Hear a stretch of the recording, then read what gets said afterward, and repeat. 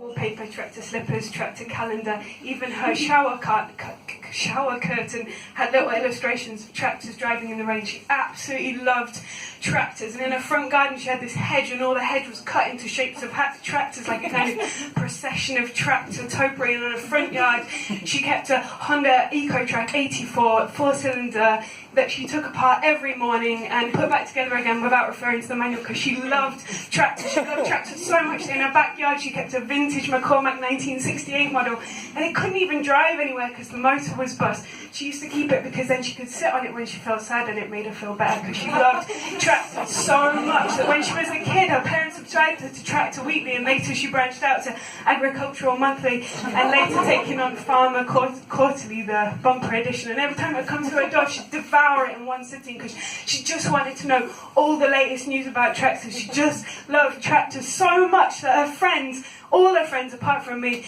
she met at tractor meetup. She'd drive out to the countryside in a Honda Eco-Track 84 Pro, meet up and just talk about all the latest developments in tractor technology. She just loved tractors so much. And then one time she was in the post office, she was in the queue, and she just started talking to this guy. And they really liked each other, so they exchanged numbers and they started dating. They were going out, and he was just a regular guy. He didn't know anything about tractors, but she was okay with that. He was actually a painter, and he started painting all her tractors so that she could have the paintings on her wall. And they fell in love, and they had this mad, passionate relationship. And they decided they were going to go on holiday together, so they started saving up money, and they put all their money into a joint account. And then the day before they were going to book their flights, my friend, she just went on this mad, kind of frenzied, crazy tractor accessory spending spree, and she spent all their money on tractor stuff. And when the guy found out, he was like, "What the hell are you doing? Like, you've just spent all our holiday money on tractor cushion covers. What have you done?" "That's it, I've had enough of being second best. You definitely love tractors more than me. I've had enough, I'm leaving you, that's it, goodbye." And he left. And she was totally distraught. I'd like go around and see her, and she'd just be sitting in her armchair, kind of just staring into space. Because she couldn't look at anything with a tractor on it, because every time she looked at something with a tractor on it, she'd think of him, and she'd think of her loss. You know, she'd look at the paintings on the wall, and it'd be like, picture a tractor, and she'd be like, "Oh no," you know, it'd think of him, and he had gone. And then she'd be sad, so her head would kind of hang down, and when she looked down, she saw her slippers, the little embroidered tractor. She was absolutely desolate. So what she did is she got all her tractor stuff together. She got the slippers and the paintings, the showers, the wallpaper, and she took it all out back into the backyard and piled it on top of the McCormack vintage 1968 model, and she set fire to it. And then she went to her shed and she got out a chainsaw that she kept there, and she got it going, and she went out to the front garden and she just cut along the base of the hedge so that topiary, each tractor cut section just fell to its death. And then she took her Honda Eco-Track 84 Pro with the 4-cylinder, and she drove it off the side of the cliff, leaping out at the last moment and watching it tumble over the edge and smash to smithereens in the rocks below. And she had nothing left, she didn't know what to do, so she went to the local pub, and she was sat by the bar, and she was just drinking and drinking and drinking and drinking.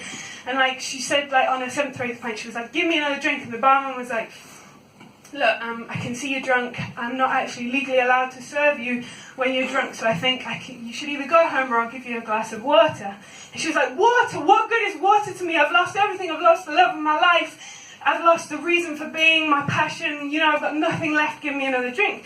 And the guy was like, "I'm really sorry that you've had a difficult time. It sounds like you've been through a difficult, you know, it sounds awful, but you should go home and sleep off. You'll feel better in the morning." She was like, "Look, if I can take all of the smoke out of this bar, will you give me another drink?" I should have said, "Sorry, this was a while ago. It happened before the smoke." And the barman looked around at all the smoke in the bar, and he was like, "She is never going to be able to do this. She's wasted." And she was like, "Okay, fine. If you can get rid of all the smoke from this bar, I'll give you another drink." So she took a long, deep breath in. She went outside onto the street. Took a long, deep breath out. She went back inside again. Deep breath in.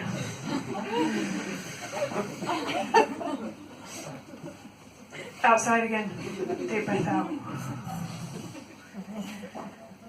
Inside.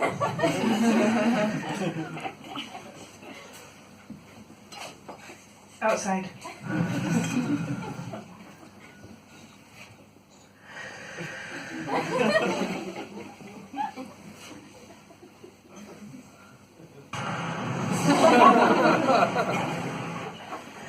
And when when she'd finished, it was almost like everything that had ever happened in her entire life, her love for tractors, her relationship with this guy, her tragic breakup, all made sense in this kind of carefully planned master plan of destiny, as if fate was revealing itself in front of her very eyes. She felt like after this moment she could just drop dead because her work on earth was done, because when the barman said to her, "That's amazing, how did you do that?" she got to say, "That's easy. I'm an extractor fan."